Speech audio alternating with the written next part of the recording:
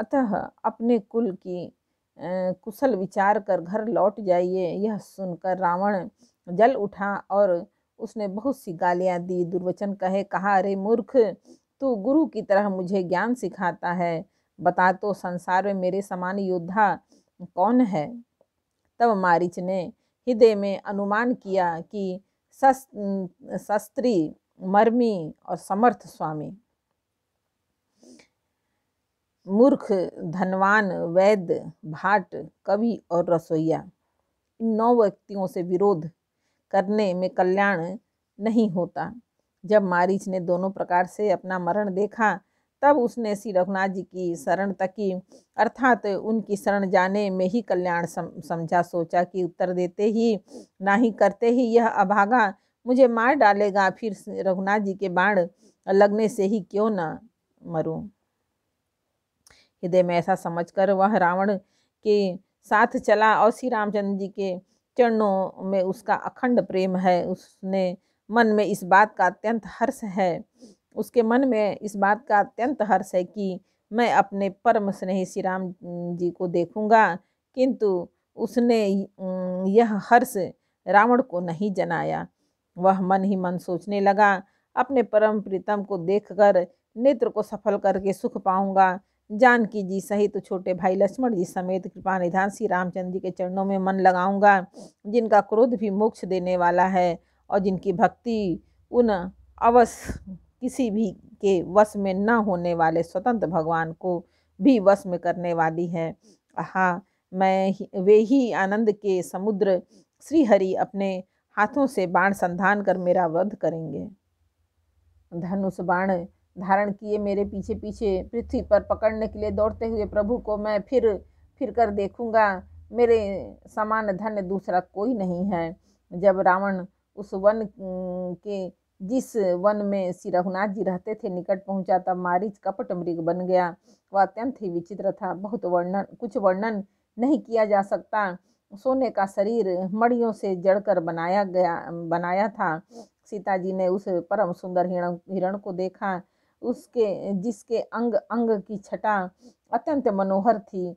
वे कहने लगी, हे देव, हे कृपालु रघुवीर, सुनिए, इस मृग की छाल बहुत ही सुंदर है। जानकी जी ने कहा, हे सत्य प्रतिज्ञ प्रभु, इसको मार कर इसका चमड़ा ला दीजिए। तब श्री रघुनाथ जी मारीच के कपट मृग बनने का सब कारण जानते हुए भी देवताओं का कार्य बनाने के लिए हर्षित होकर उठे। हिरण को देखकर श्री रामचंद्र जी ने कमर में फेंटा बांधा और हाथ में धनुष लेकर के उस पर सुंदर दिव्य बाण चढ़ाया। फिर प्रभु ने श्री लक्ष्मण जी को समझाकर कहा, हे भाई, वन में बहुत से राक्षस फिरते हैं, तुम बुद्धि और विवेक के द्वारा बल और समय का विचार करके सीता जी की रखवाली करना। प्रभु को देखकर मृग भाग चला। श्री रामचंद्र जी भी धनुष चढ़ा करके उसके पीछे दौड़े।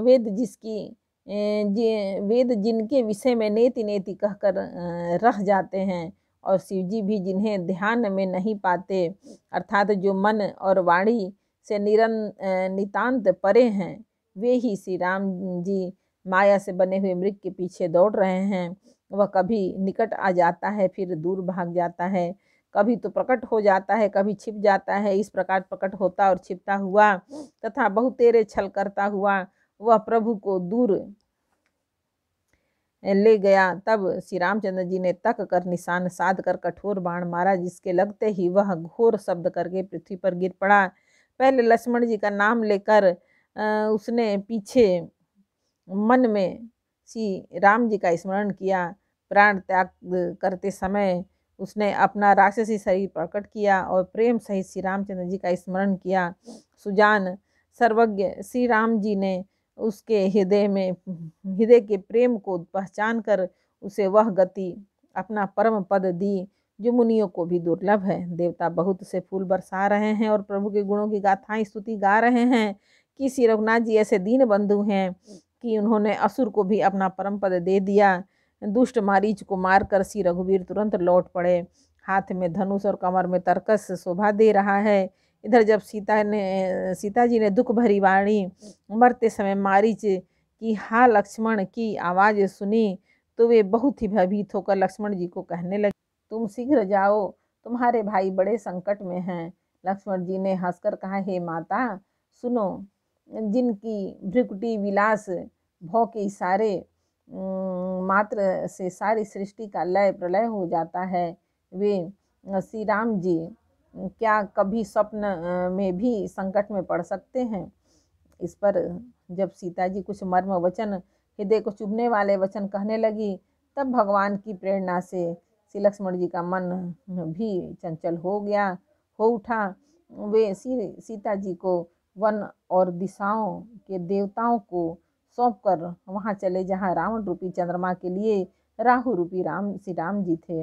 रावण का सुना मौका देखकर अति सन्यासी के वेश में श्री सीता जी के समीप आया, जिसके डर से देवता और दैत्य तक इतना डरते हैं कि रात को नींद नहीं आती और दिन में भरपेट अन्न नहीं खाते।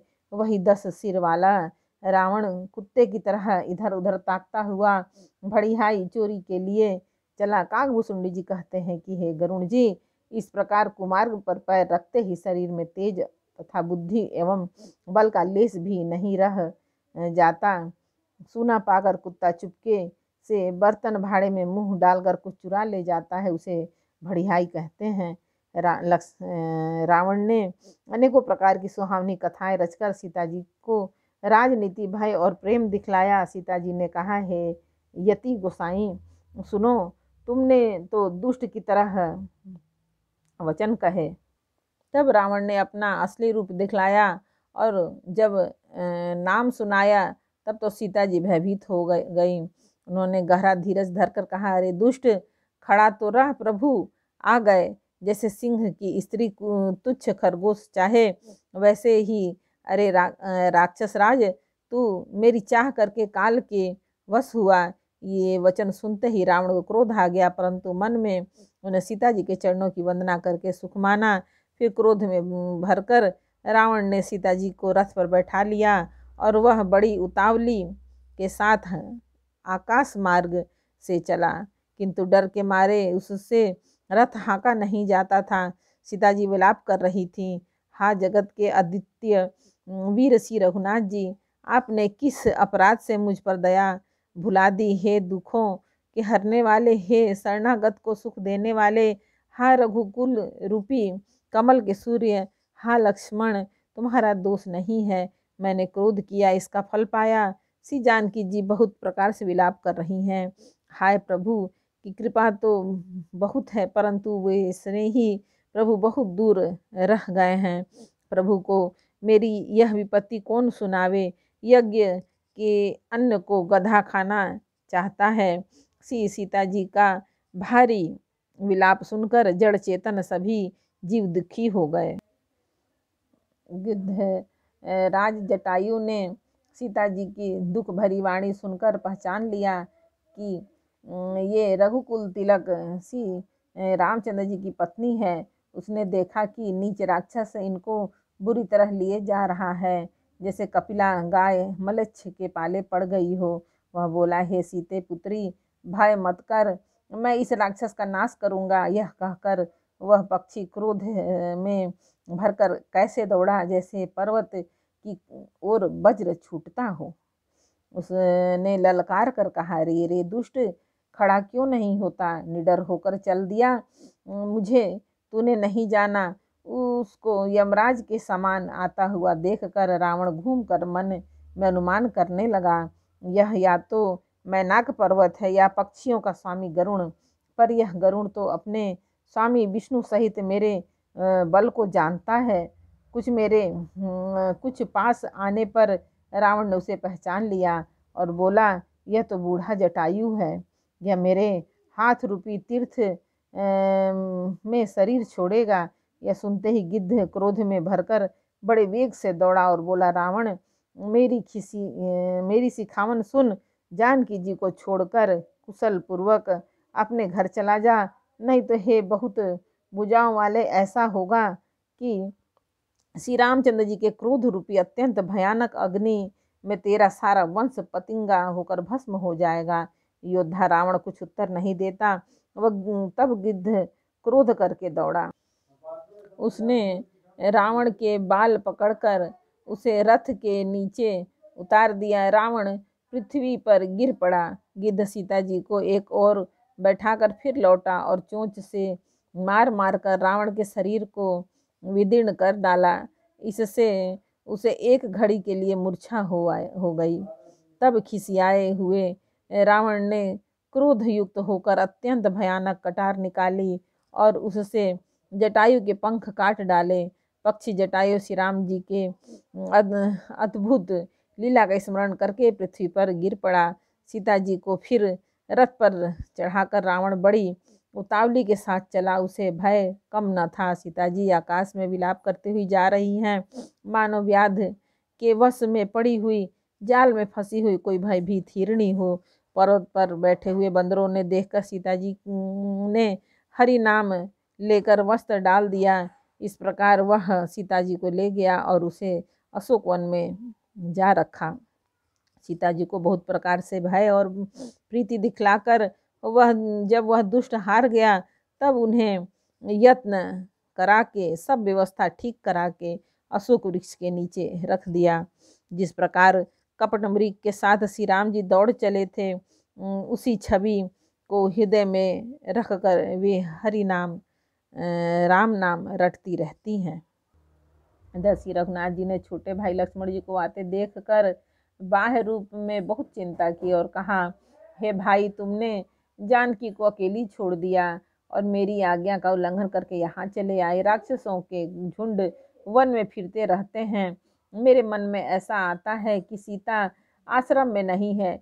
छोटे भाई लक्ष्मण जी ने श्री राम जी के चरण कमलों को पकड़कर हाथ जोड़ करके कहा, हे नाथ, मेरा कुछ भी दोष नहीं। लक्ष्मण जी सहित प्रभु श्री राम जी वहाँ गए जहाँ गोदावरी के तट पर उनका आश्रम था। आश्रम को जानकी से रहित देखकर श्री राम जी साधारण मनुष्य के भांति व्याकुल और दीन दुखी हो गए। वे विलाप करने लगे, हा गुणों की खान जानकी, हा रूप शील व्रत और नियमों में पवित्र सीते। लक्ष्मण जी ने बहुत प्रकार से समझाया। तब श्री राम जी लताओं और वृक्षों की पंक्तियों से पूछते हुए चले, हे पक्षियों, हे पशुओं, हे भौरों की पंक्तियों, तुमने कहीं मृगनयनी सीता को देखा है?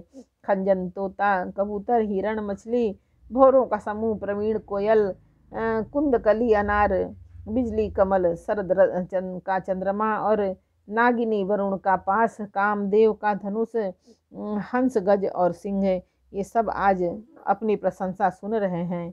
बेल, सुवर्ण और केला हर्षित हो रहे हैं। इनके मन में जरा भी शंका और संकोच नहीं है।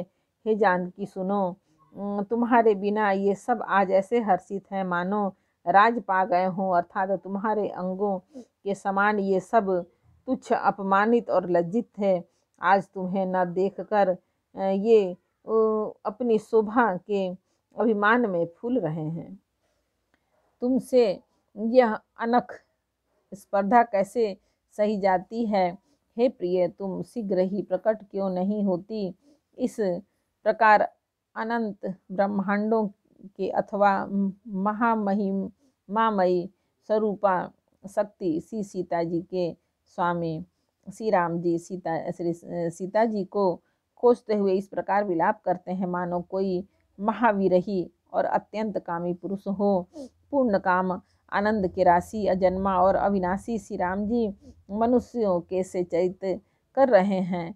आगे जाने पर उन्होंने गिद्धपति जटायु को पड़ा देखा। तब श्री राम जी के चरणों का स्मरण कर रहा था, जिसमें ध्वजा, कुलीस आदि की रेखाएं चिन्ह हैं। कृपा सागर श्री रघुवीर ने अपने कमल नयन से उसके सिर का स्पर्श किया, उसके सिर पर कर कमल फेर दिया। शोभा धाम श्री राम जी का परम सुंदर मुख देखकर उसकी सब पीड़ा जाती रही। एक बार बोलो रामायण मैया की जय। अरण्य कांड का 5 दोहा समर्पयामि भगवान जय श्री राम जानकी पवन पुत्र।